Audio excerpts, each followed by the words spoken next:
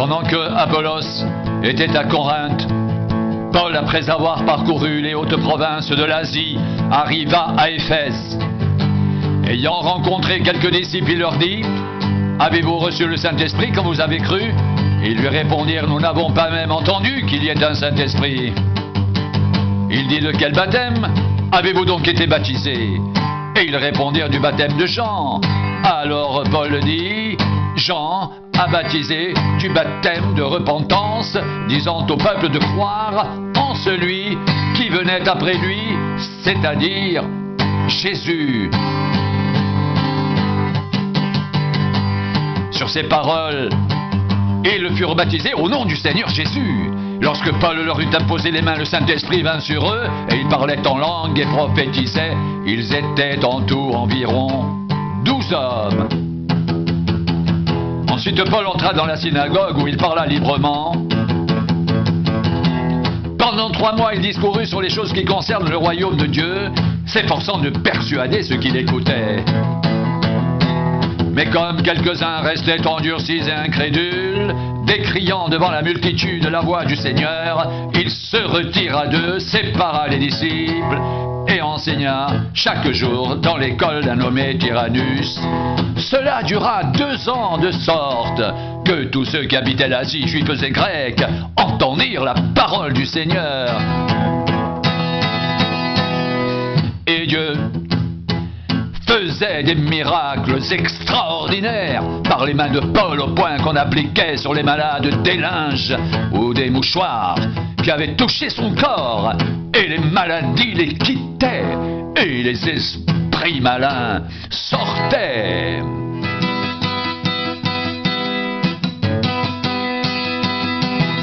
Quelques exorcistes juifs ambulants essayèrent d'invoquer sur ceux qui avaient des esprits malins le nom du Seigneur Jésus en disant: je vous conjure par Jésus que Paul prêche. Ceux qui faisaient cela étaient 7 fils de Séva, juifs, l'un des principaux sacrificateurs. L'esprit malin leur répondit: je connais Jésus et je sais qui est Paul, mais vous, qui êtes-vous?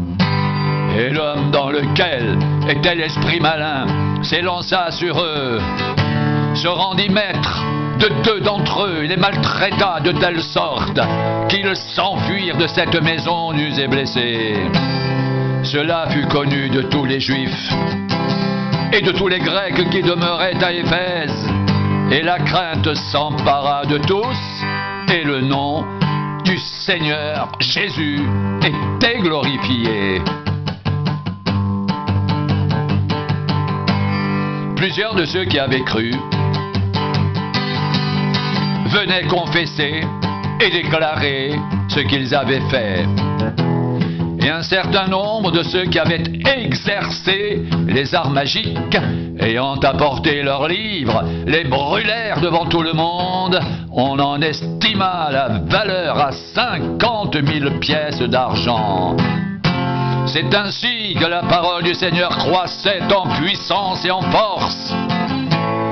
Après que ces choses se furent passées, Paul forma le projet d'aller à Jérusalem en traversant la Macédoine et l'Achaïe.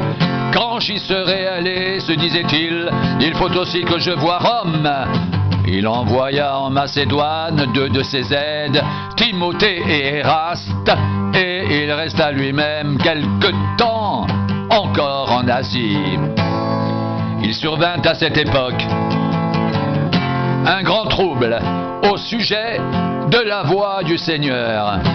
Un nommé Démétrius, orfèvre, fabriquait des temples de Diane en argent et procurait à ses ouvriers un gain considérable.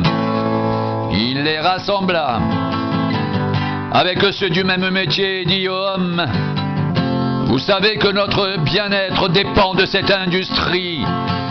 Et vous voyez et entendez que non seulement à Éphèse, mais dans presque toute l'Asie, ce Paul a persuadé et détourné une foule de gens disant que les dieux faits de main d'homme ne sont pas des dieux.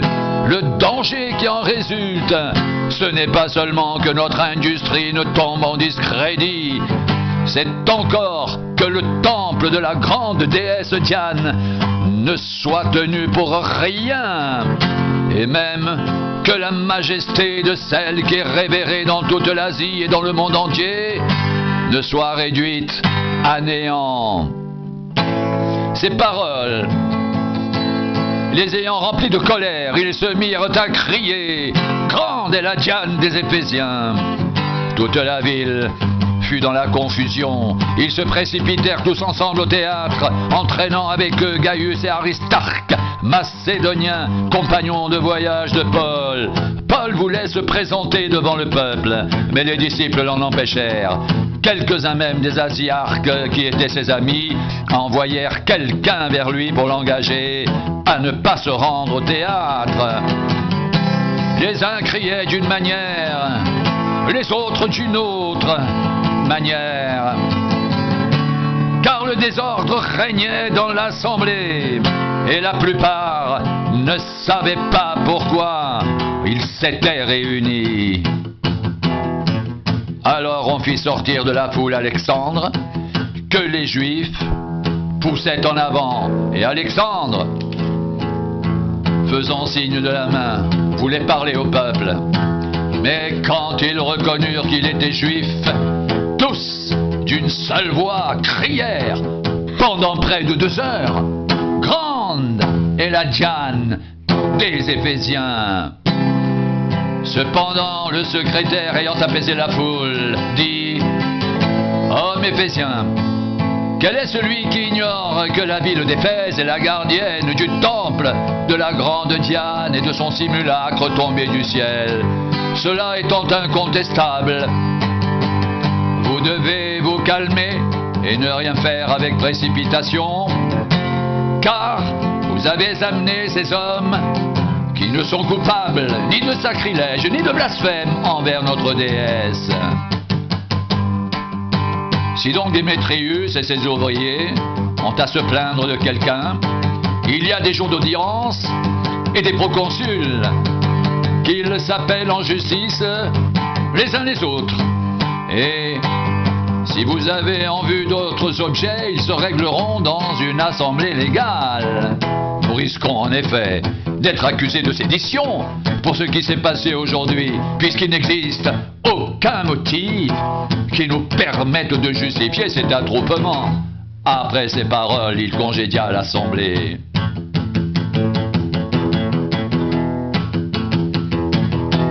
Lorsque le tumulte eut cessé, Paul réunit les disciples, et après les avoir exhortés, prit congé d'eux et partit pour aller en Macédoine.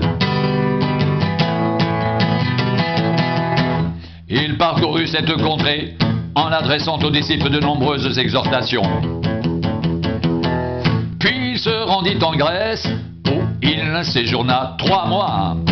Il était sur le point de s'embarquer pour la Syrie, quand les Juifs lui dressèrent des embûches. Alors il se décida à reprendre la route de la Macédoine. Il avait pour l'accompagner jusqu'en Asie Sopater de Bérée, fils de Pyrrhus, Aristarque et second de Thessalonique, Gaius de Derbe, Timothée, ainsi que Tychique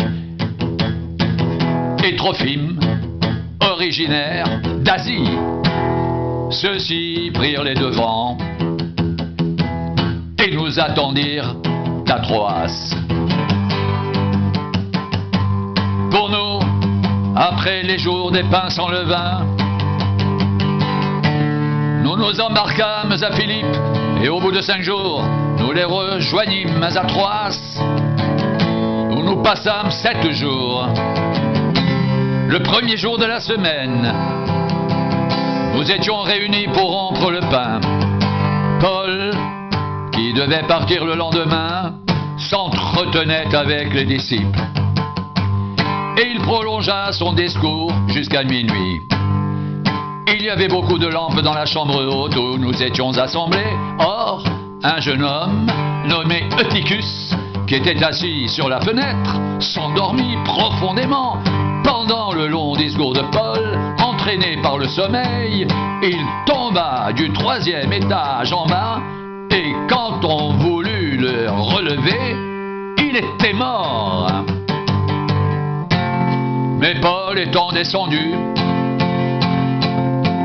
se pencha sur lui et le prit dans ses bras en disant: ne vous troublez pas, car son âme est en lui.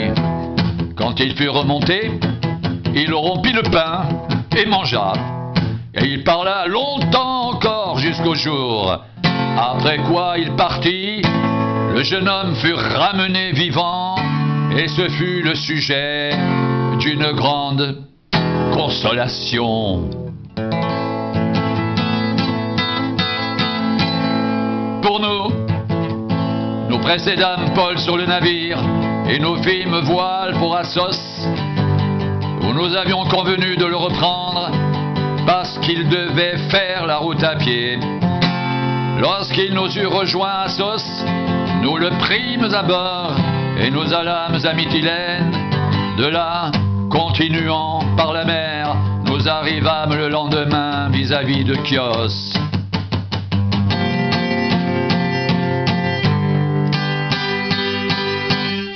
Le jour suivant, nous cinglâmes vers Samos, et le jour d'après, nous vînmes à Milet. Paul avait résolu de passer devant Éphèse, sans s'y arrêter, afin de ne pas perdre de temps en Asie, car il se hâtait pour se trouver, si cela lui était possible, à Jérusalem, le jour de la Pentecôte.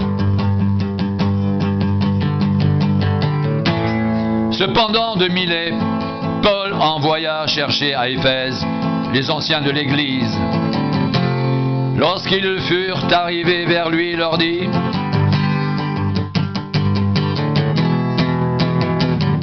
vous savez de quelle manière, depuis le premier jour où je suis entré en Asie, je me suis sans cesse conduit avec vous, servant le Seigneur en toute humilité avec larmes et au milieu des épreuves que me suscitaient les embûches des Juifs.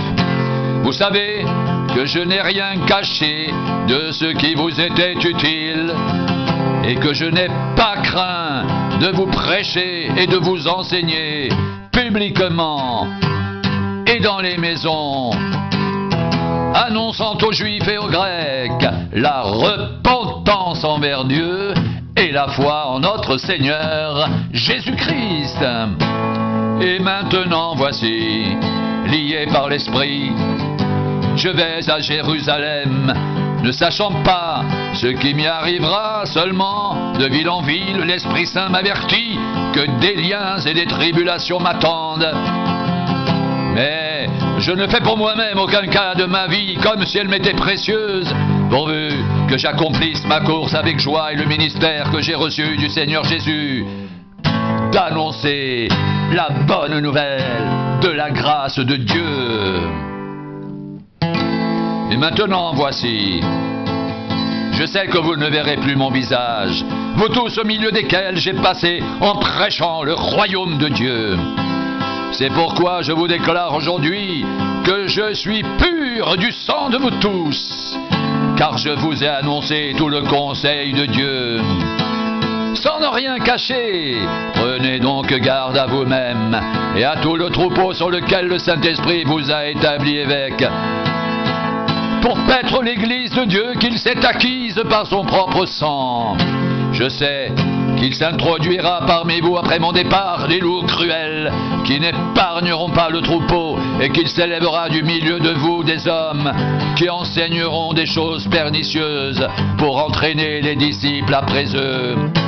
Veillez donc, vous souvenant que durant 3 années, je n'ai cessé nuit et jour d'exhorter avec larmes chacun de vous. Et maintenant, je vous recommande à Dieu et à la parole de sa grâce, à celui qui peut édifier et donner l'héritage avec tous les sanctifiés. Je n'ai désiré ni l'argent, ni l'or, ni les vêtements de personne. Vous savez vous-même que ces mains ont pourvu à mes besoins et à ceux des personnes qui étaient avec moi, je vous ai montré de toute manière que c'est en travaillant ainsi qu'il faut soutenir les faibles et se rappeler les paroles du Seigneur qui a dit lui-même: il n'y a plus de bonheur à donner qu'à recevoir. Après avoir ainsi parlé, il se mit à genoux et il pria avec eux tous, et tous fondirent en larmes. En se jetant au cou de Paul, il l'embrassait, affligé, surtout de ce qu'il avait dit, qu'il ne verrait plus son visage, et ils l'accompagnèrent jusqu'au navire.